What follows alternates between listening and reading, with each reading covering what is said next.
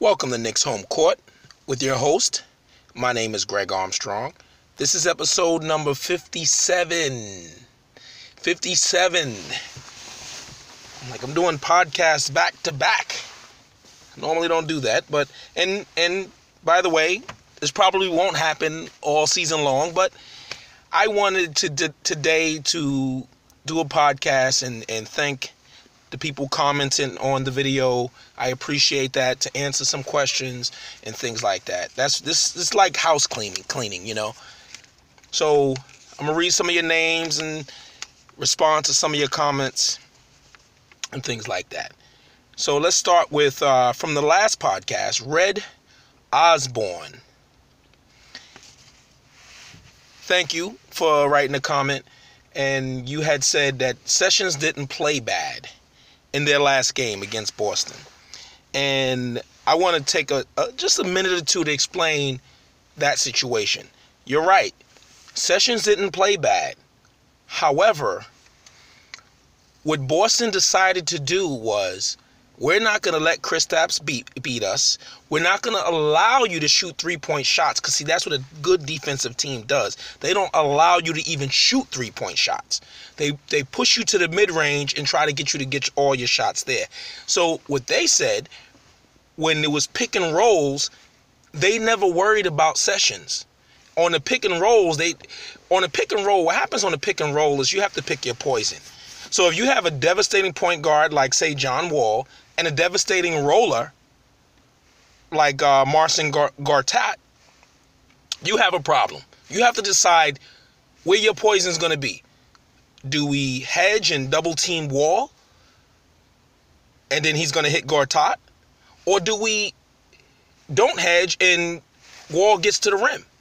And that's why that pick and roll with Wall and say they guard both positions, what's going to have to happen is one of the guys who's defending one of the three-point shooters on the wing, they're going to have to come over and try to help out on Wall. It's hence why he always kicks it out to the corner or on the wing position for the three. That makes that offense very good, even though they lost the other day. So that's why it looks like they decided to allow Sessions to beat us. Like, you need to beat us, Sessions. You're not going to go for 30. See, Kristaps can go for 30. We've seen it. So we're going to stop him, and we dare you to beat us. And that's why he had a good game numbers-wise. Oh. Got the neighborhood German Shepherd in the house making an appearance. I don't know if you can hear it. Let's see. But you probably can't hear it. All right.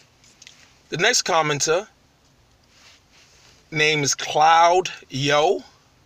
I want to thank you for reminding me that Tobias Harris was the guy I was speaking of that was doing damage to KP. You know, that was basically going mano a mano with KP. He wasn't doing it. It was really kind of evenly matched. I think that KP in that situation needs to get him in foul trouble, because you're just bigger than the guy. You need to bully him. But he's not ready to be a bully in that way as of yet, but I see it coming. So thank you for that, and thanks for the comments. Next commenter, this name is funny. The Fugly Truth. The Fugly Truth. The question he has, is it too early for draft pick talk? Not really. I just haven't really focused on it. I guess if there's this week they didn't have many games, I could have gotten into it a little bit. I'll give you a couple of things depending on. The college basketball season starts, I think, November 4th. A guy I like a lot, because I think the position that the Knicks really need is a two-way small forward. The thing about a small forward, and why I'm always talking about a wing player and a small forward specifically, because a small forward on most teams, especially really good teams, what a small forward is a Swiss Army knife. If you understand that terminology, it means that a small forward can do it all. They can score, they can defend, they can guard 2, 3, 4s, and sometimes 5s, and sometimes 1s. That's why the small forward, and usually the small forward is the most athletic guy on the team. And that's why I'm always focused on that. And there's a player I like a lot, which he's a small forward / power forward, Miles Bridges. You will hear about him. He's a good player. I don't know if I think he's going to be in the top 10 by the time the draft rolls around next year. There's the other guys. Now, there's a lot of centers at the top. And as much as y'all want Kristaps to play center, there's a center I like. And his name is Mohamed Bamba.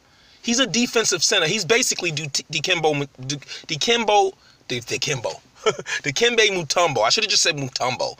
He's Mutombo, but more athletic and has a little bit of an offensive game. He's gonna be from day one. From day one. He'll be better than Tyson Chandler. That's how good I think that kid can be.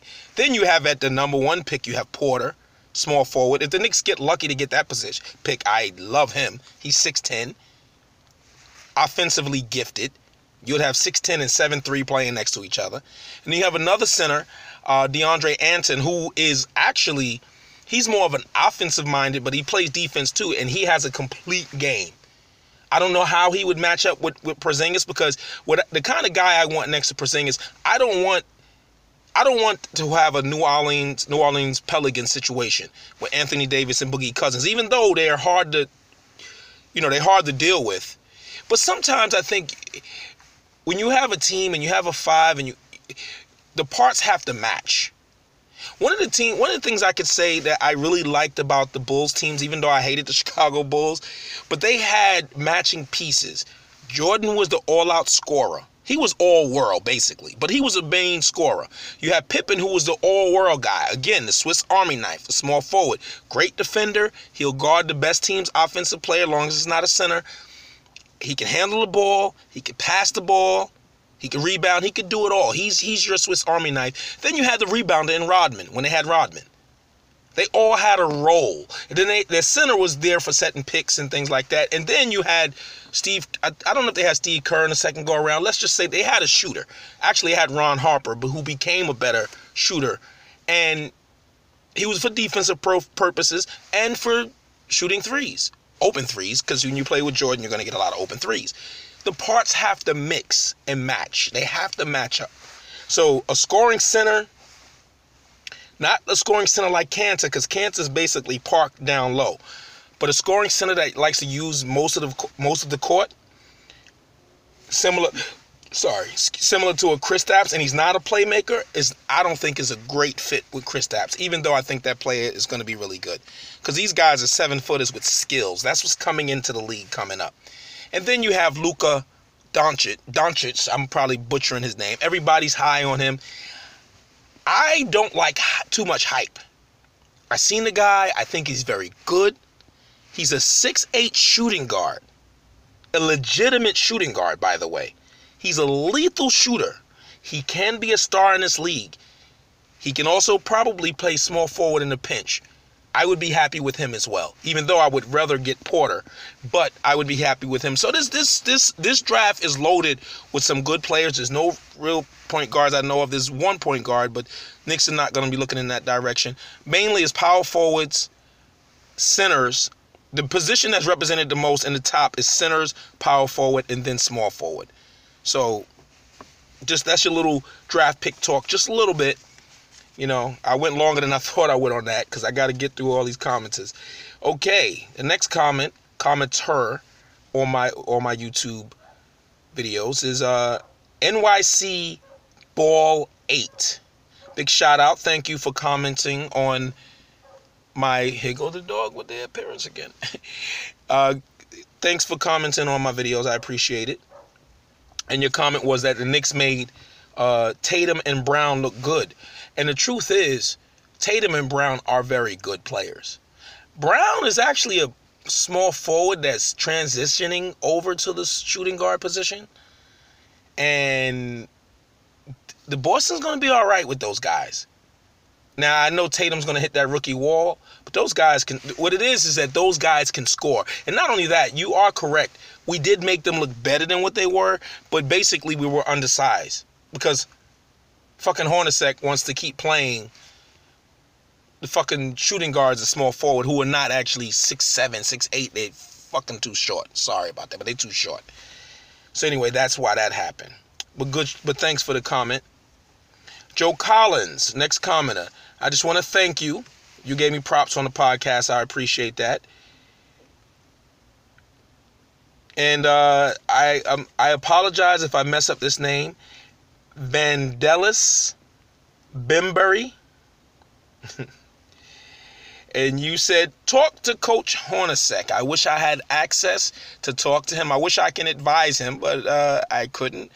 My advice would be try to get your team to shoot more threes, run more down screens. You have to run. The Knicks need to run mad screens every single possession. I mean, just continuously screen. Screen with Hardaway. Use Hardaway to screen. Screen, because you don't have a good point guard. So you need to set picks all around the court. Picks down low. Picks everywhere. Just get that defense moving around where they can't guard people. Now, they've done a little bit of this because that's important right now. That's the only way you're going to get your shooters open because the point guard at this point is not a threat, and we haven't seen Frank yet. So that's what I would tell Coach, to focus more on offense. First of all, that he was 95% focused on defense is stupid in training camp. It should be 60-40, 50-50, and that's it. You don't focus all on defense when you got a new team, when basically if your offense isn't scoring, it hurts your defense. You know why? Because teams get in transition and they're able to score easily, and it puts more pressure on your half-court offense. And it gets teams into the game. That's why coaches call timeouts after fast breaks and dunks. You know, they want to kill the momentum, even though I hate using that word. All right, let me move on. Big shout out to my man, Jay Will. I appreciate you, Jay Will. I see you comment on most of my videos, giving me props. I appreciate that. I really do. Next, we have Banks Money. That's a cool name. Banks Money. Sound like a rap name. I'm the Banks Money because I got the dough. I ain't trying to rap. That's the end of that. All right. I appreciate the comment. I appreciate the comment that Banks Money said. He said that, maybe, that Scott Perry should hire me. That would be lovely. I wish something like that would happen. I'm not a professional as far as that, but I'm very good at analyzing, and you never know. Scott Perry, hey, it's easy to get in touch with your boy. Holla at me.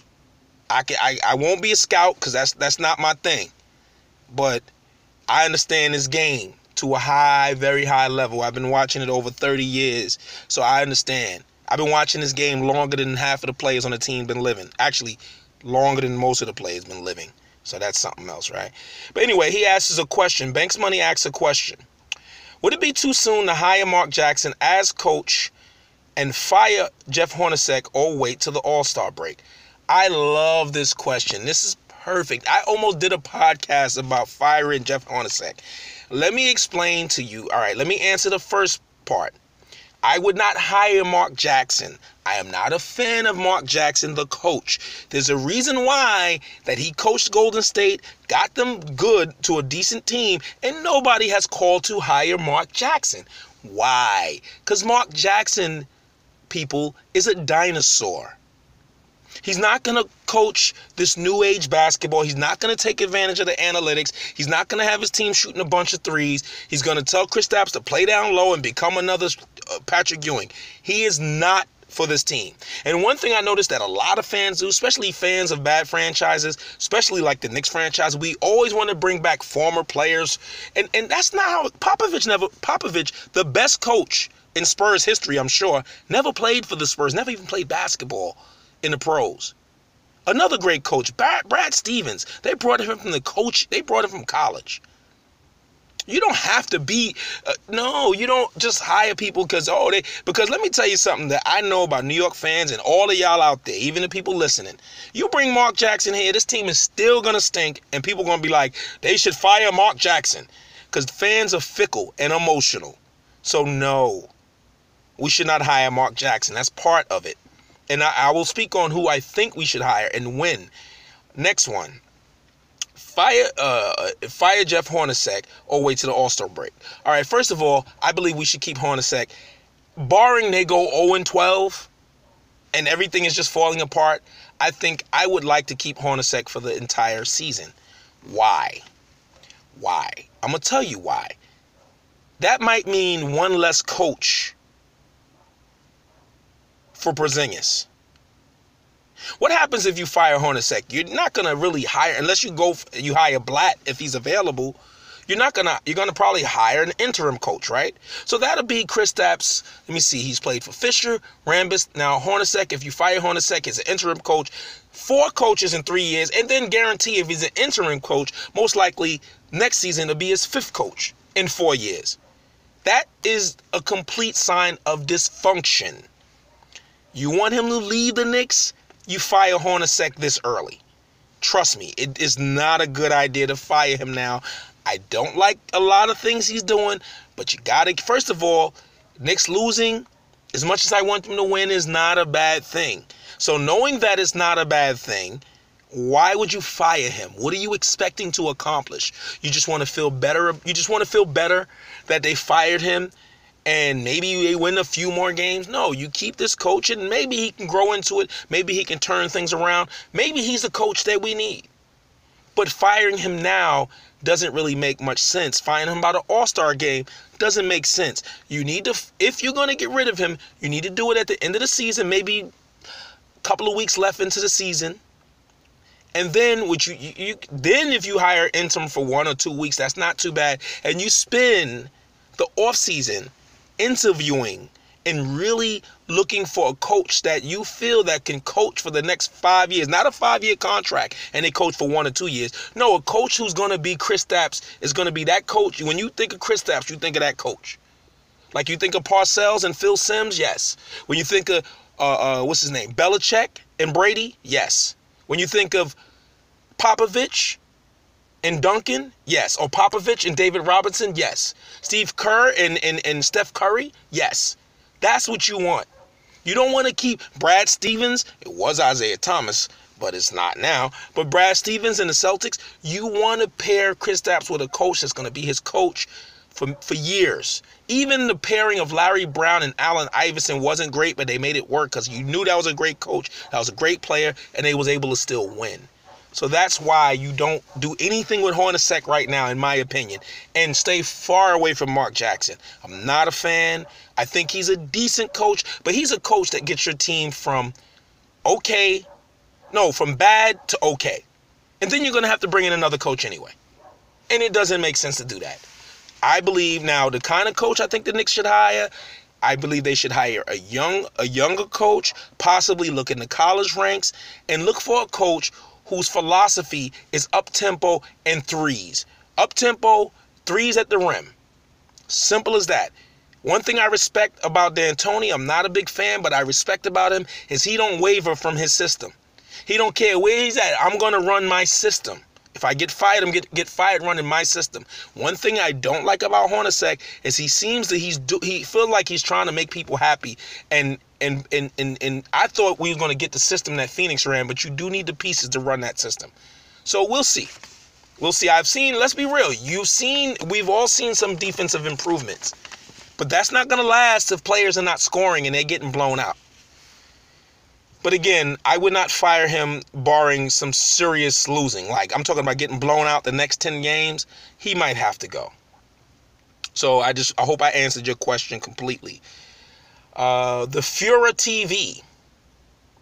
Big shout out to you. I had to look it up. I had to look up Fura because, I always remember the Führer as being Hitler. But when I looked it up, in Germany, the Führer Führer means guide. So I don't know which one you're using. I don't know. It's just kind of weird to call yourself the Fura TV. I don't know. But anyway, I still appreciate your comment. So no corporate shit. And I appreciate it. You said I'm not doing corporate shit and I'm keeping it real. And I really appreciate that comment. I do. I appreciate the people who look forward to the podcast. All right. Cully the God. Next commenter. I just want to give you a shout out. Thanks for the compliments on the podcast. I really, really appreciate that. And Mr. Lingo. Thanks for the compliments on the podcast. And no, I am not the Greg Armstrong from Fort Knicks or whatever. I know there's a guy that is a big-time Knicks fan. I actually follow him on Twitter, and his name is Greg Armstrong. By the way, I'm Greg1918. I don't really tweet that much. I'm just basically on Twitter just reading shit. I don't really tweet. I don't tweet that much. Every now and then I do. So, again, this show was dedicated to the people who comment. And honestly, it's so crazy because when I started this podcast, I was not going to do a Knicks home court. I like to dabble in social issues. That's where my heart is most of the time. However, I'm a Knicks fan. So I was like, and I got sick of hearing all the bullshit. Like, I was listening to ESPN the other day because every now and then I backslide. And I said, let me listen to ESPN Michael K. Terrible fucking show. But I put it on. And what are they saying? They're still talking about fucking Phil Jackson. Well, Phil Jackson is the reason why this team is like that. You know what they like to do? They like to rile up the fans. So a bunch of fans be like, yeah, and they call in and be angry, and they angry together, and they start talking all this. Fuck that bullshit. There's a new regime, and the problem is, the reason why they do that is because, remember, see, places like ESPN, even WFEN to a certain extent, not as extreme as ESPN. ESPN is they're ratings junkies. They're ratings junkies. They will do anything for fucking ratings. Recently I saw, who would you rather have? Magic Johnson or LeBron James? Get the fuck out of here with that shit. I mean, it's just stupid. The other day I hear fucking Screaming A. Smith talking about, what did he say? He said about talking about weed. Like, I don't want to see players high at the game. Stupid shit he's saying out his mouth. Now that sounds like he's making sense. You don't want to see players high at the game, but last time I checked, alcohol is legal. It ain't like players showing up drunk. If a motherfucker's showing up high to a game, he ain't gonna have a long career. Cause last time I checked, players are still smoking. Let's not get this shit twisted. Most of America loves to smoke that weed. I don't do it, but I don't knock people who do it. I mean, this is a country where cigarettes is fucking legal. We know that will kill you. I mean, like 100% guarantee, and it's still fucking legal. But anyway, I digress. I don't want to get into that. I just wanted to go on my little rant. I'm done with that. Back to my Knicks. So, it's going to be, it most likely is going to be a long season. Try to look for the pluses. Try to find the positivity that can carry on. I don't want to fire Hornacek. I'm laughing at some of the people, even on Twitter, that talk about firing Hornacek. Those same people, because I followed them, said, it'll be nice if the Knicks tank. So, if you're tanking, why would you fire Hornacek? It doesn't make sense to fire Hornacek if losing is not even a bad thing. I said I want to win because I want to see Kristaps in a winning environment. But if this team, how it's constructed, can't win, bringing in a coach doesn't always change that. Tom Thibodeau could not win over there in Minnesota, so he brought in more players. But you just have to know, do you have the right coach? Does this coach, do these players respect this coach? You do not want dysfunction after you done got rid of Phil, you done got rid of Melo. Dolan ain't fucking with y'all. He letting y'all rock. He letting y'all do your thing. Y'all cannot have dysfunction now. People are expecting you to lose. They're just expecting effort. And that's why I didn't like the comments that Courtney Lee said and Tim Hardaway, because it seems like dysfunction. Keep your... Y'all don't understand. What they said was very innocent. However, it sounds like dysfunction, and the New York media will eat that up. They're like sharks in the fucking water waiting for drama. Instead of saying, yeah, they're trying to get better, they're trying to learn plays, they're just eating that shit up. So players got to learn to talk and not say nothing. When they interview you, you give them a bunch of cliches, and that's it. That's what you do. And internally, you work on your problems. Just like how a family would do. I mean, we all got families. You have issues with your family, and somebody outside your family say, hey, what's going on? You're like, oh, everything's fine. We love each other. Because basically what you're saying is none of your goddamn business. And that's how the Knicks players have to treat it. Because New York media is different from any other media. But anyway, thanks again. This was like a thank you episode. Plus, I wanted to give you a little bit of responses to the comments you put. Keep the comments coming. Keep asking the questions. It helps me with future shows and things like that. I appreciate it. And this have been Knicks Home Court episode number 57. I am your host. My name is Greg Armstrong. Peace.